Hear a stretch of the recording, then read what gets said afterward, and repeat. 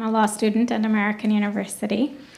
I am here to ask you a simple question. I know that we portray Islam and all Muslims as bad, but there's 1.8 billion Muslim followers of Islam. We have 8 million plus Muslim Americans in this country, and I don't see them represented here. But my question is, how can we fight an ideological war with weapons? How can we ever end this war? The jihadist ideology that you talk about, it's an ideology. How can you ever win this thing if you don't address it ideologically?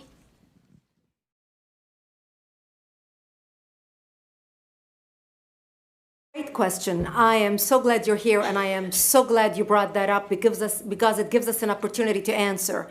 What I find so amazing is since the beginning of this panel, which we are here about Benghazi attack against our people, not one person mentioned Muslims. We are here against Islam, or we're launching war against Muslims. We are here to discuss how 4 Americans died and what our government is doing. We were not here to bash Muslims. You were the one who brought up the issue about most Muslims, not us. And since you brought it up, allow me to elaborate with my answer. There are 1.2 billion Muslims in the world today. Of course, not all of them are radicals. The majority of them are peaceful people.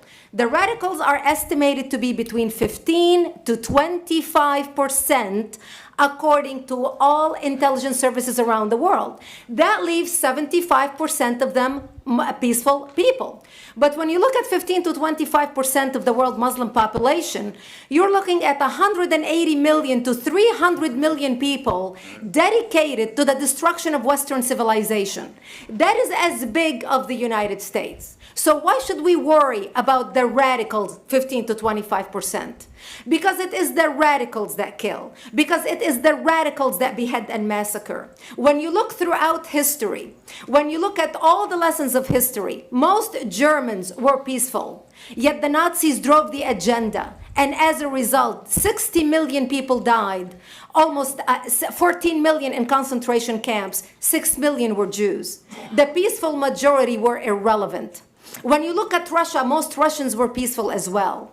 Yet the Russians were able to kill 20 million people. The peaceful majority were irrelevant. When you look at China, for example, most Chinese were peaceful as well. Yet the Chinese were able to kill 70 million people. The peaceful majority were irrelevant. When you look at Japan prior to World War II, most Japanese were peaceful as well. Yet Japan was able to butcher its way across Southeast Asia, killing 12 million people, mostly killed with bayonets and shovels. The peaceful majority were irrelevant.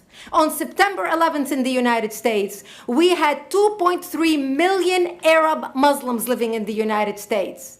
It took 19 hijackers, 19 radicals to bring America down to its knees, destroy the World Trade Center, attack the Pentagon, and kill almost 3,000 Americans that day. The peaceful majority were irrelevant. So for all our powers of reasons and us talking about moderate and peaceful Muslims, I'm glad you're here. But where are the others speaking out? And since you are the only Muslim representative, and since you're the only Muslim representative in here, you took the limelight instead of speaking about why our government, and I assume, are you an American? You're an American citizen. So as an American citizen, you sat in this room, and instead of standing up and saying a question or asking something about our 4 Americans that died and what our government is doing to correct the problem, you stood there to make a point about peaceful, moderate Muslims. I wish you brought 10 with you to question about how we can hold our government responsible. It is time we take political correctness and throw it in the garbage where it belongs and start calling it